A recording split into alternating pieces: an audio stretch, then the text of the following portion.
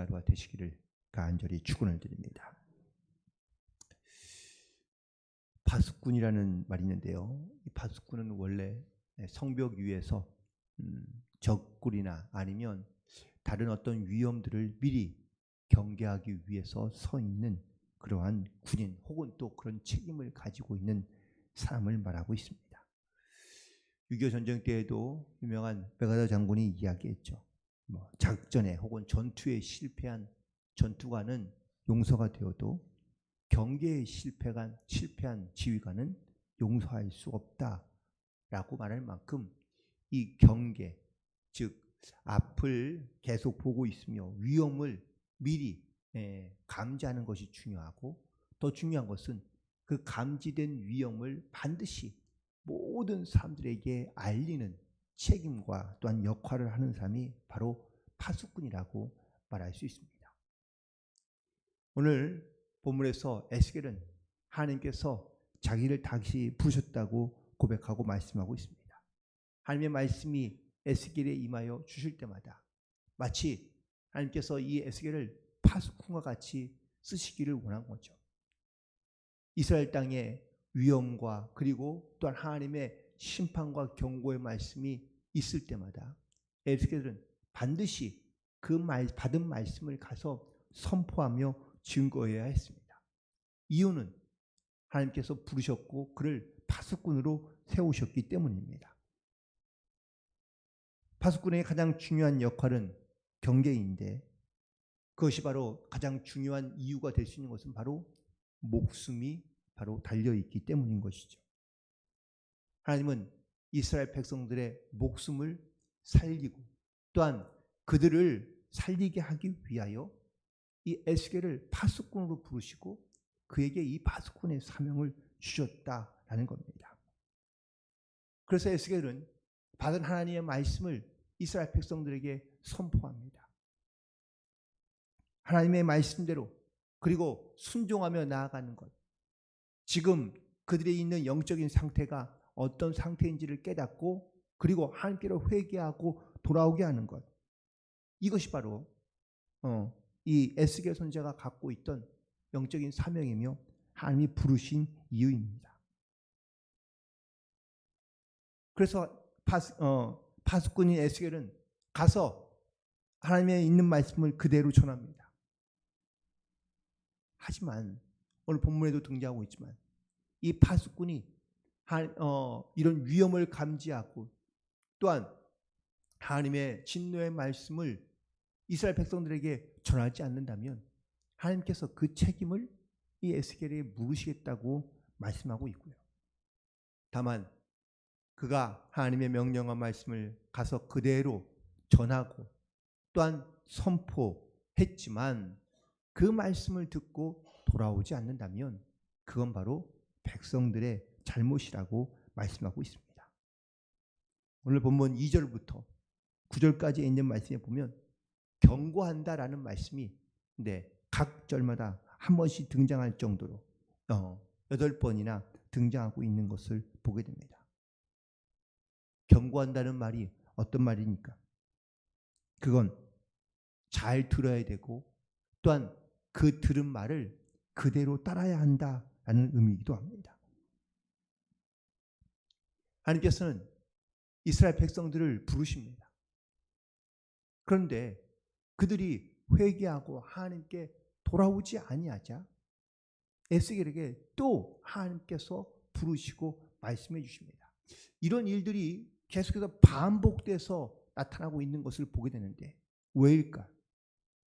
이스라엘 백성들이 그만큼 악하기 때문이기도 하지만 반대로 말하면 하나님께서 이스라엘 백성들을 구원하시기 위해서 혹은 사랑하는 마음이 얼마나 큰지를 다시 한번 보여주며 깨닫게 하는 말씀인 줄로 믿습니다.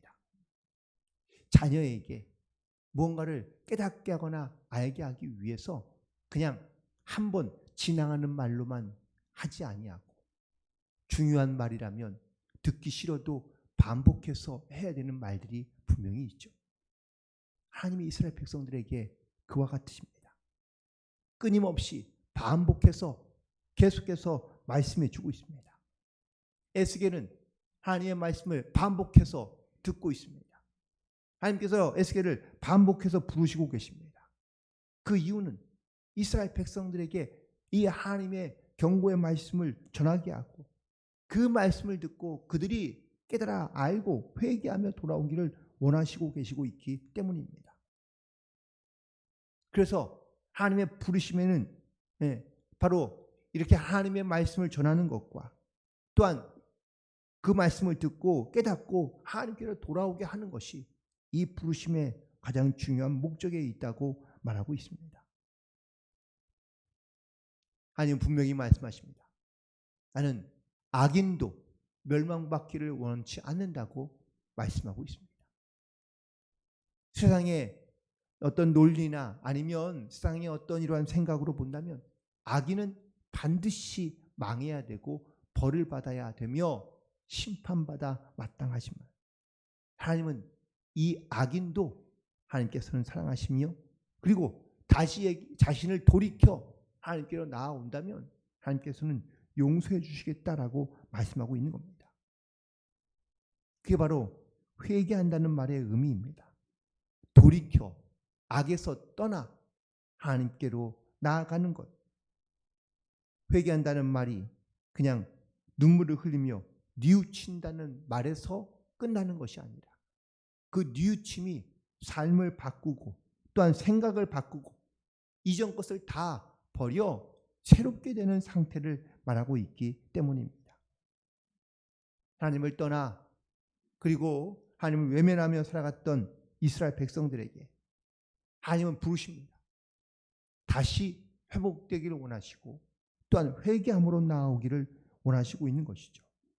그래서 오늘 본문에 있는 말씀에 보면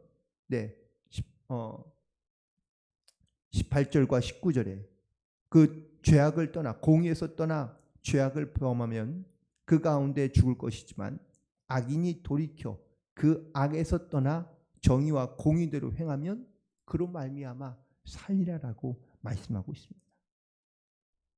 여기서 돌이킨다는 말이 바로 살리라라는 말과 같은 말이라고 말씀할 수 있습니다. 죄를 짓지 않는 것도 중요하지만 죄를 지었다면 반드시 주님께로 그 악에서 떠나 돌이켜 주님께로 나아오느냐가 얼마나 중요한지를 오늘 다시 한번 이스라엘 백성들에게 말씀하며 선포하고 있는 것을 보게 됩니다. 우리의 삶을 가만히 보면 돌이킴의 연속입니다. 어떤 사람은 잘못 살다가 아니면 죄를 지었다가 그걸 다시 돌이켜 다시 의로로 혹은 또 선한 길로 옳은 길로 행하며 살아가는 사람. 하지만 또 반대의 경우도 있죠. 옳은 일을 잘 선하게 살다가도 악으로 돌이켜 돌변하는 사람도 분명히 있습니다. 에스겔 선지자는 오늘 하나님의 부르심을 따라 이스라엘 백성들이 이 악에서 떠나 다시 정의와 공의를 따라 행하며 그리고 하나님께서 주시는 이 생명 그리고 또한 다시 살아나게 하시는 그 하나님의 은혜 가운데 나아오기를 선포하며 증거하고 있는 것을 보게 됩니다. 오늘 본문에서 이 에스겔이 이 포로로 붙잡혀온 이스라엘 백성들에게 좀 충격적인 소식이 전해지게 되는데 그건 바로 포로로 붙잡혀온 지 11년 만에 이스라엘이 완전히 무너졌다는 소식입니다. 물론 두 번에 걸쳐서 이스라엘이 예루살렘 성전이 무너지게 됩니다. 하지만 처음에 무너진 것은 성벽의 일부였습니다. 하지만 두 번째 무너진 이 사건은 예루살렘이 완전히 무너진 그러한 사건을 말하고 있는데 포로로 붙잡혀올 때 여전히 예루살렘에 남아있던 사람들이 있습니다. 처음에 사람들이 붙잡혀가고 그들은 남아서 예루살렘 성전에 있을 때에 그들은 교만하지 않았고 혹은 또 그들은 하나님 앞에 회개함으로 나왔습니다. 하지만 시간이 좀 지나자 그들은 스스로 교만해지기 시작합니다. 죄를 지은 사람들은 그리고 악한 사람들은 그 죄값으로 말미암아 포로로 붙잡혀 가게 되었고, 그리고 자신들은 선하고 혹은 또 옳은 사람으로서 그 예루살렘 가운데 남아있게 되었다고 교만했던 겁니다.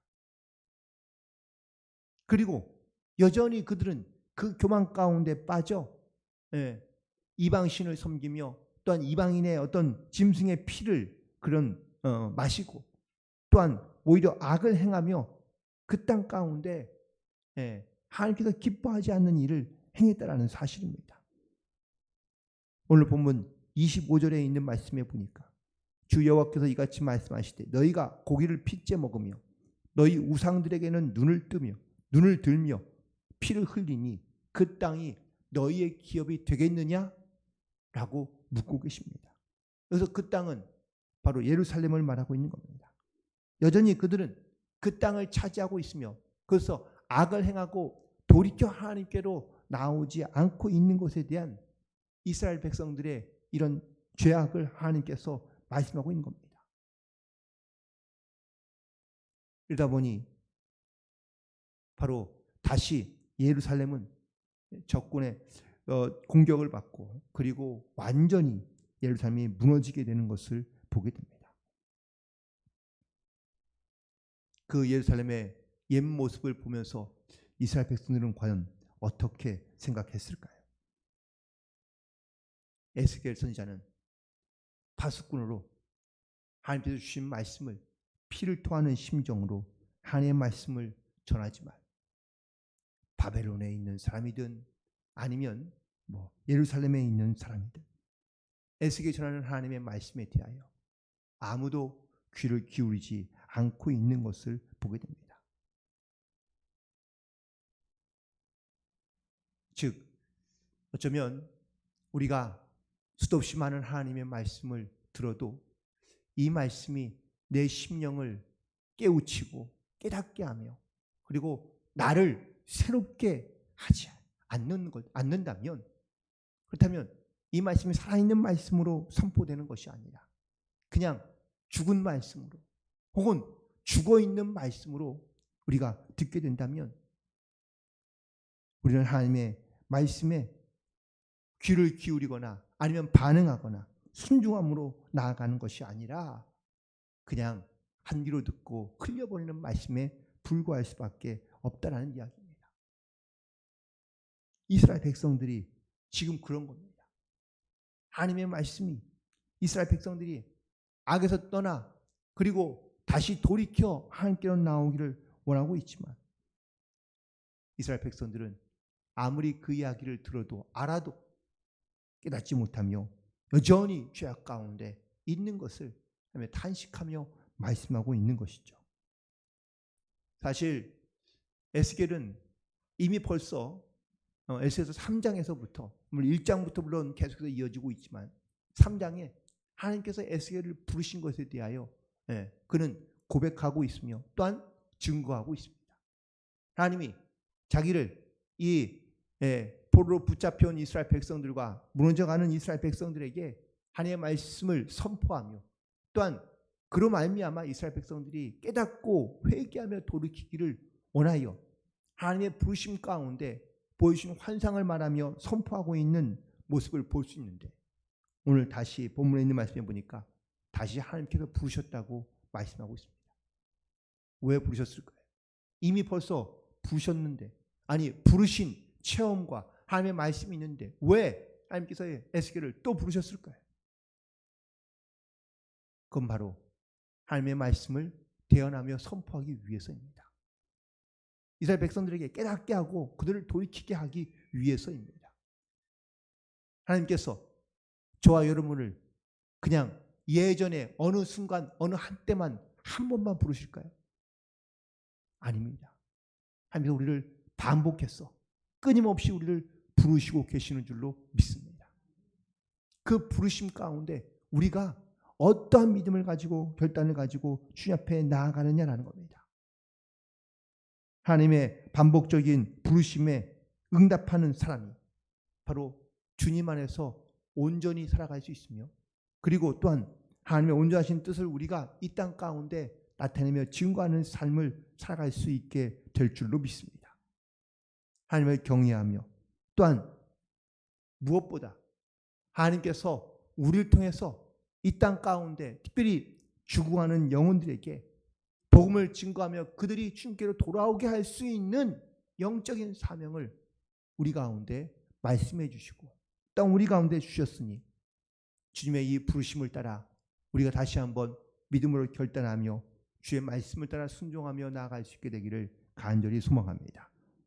그리하여 하나님께서 뜻하신 바가 또한 주님의 선하신 계획과 일들이 내 삶의 자리에서 특별히 주님을 알지 못하거나 또한 영적으로 이게 악에서 떠나지 못하고 여전히 그 가운데 살고 있는 수많은 사람들에게 다시 말씀을 선포하며 그들이 하나님의 뜻에 돌아오며 말씀과 생명의 길로 나아갈 수 있는 이 주님의 부르심 가운데 오늘도 우리는 믿음으로 순종하며 하나님께 나아갈 수 있는 그런 승리하는 하루가 되시기를 주님의 이름으로 간절히 축원을 드립니다. 기도하시겠습니다.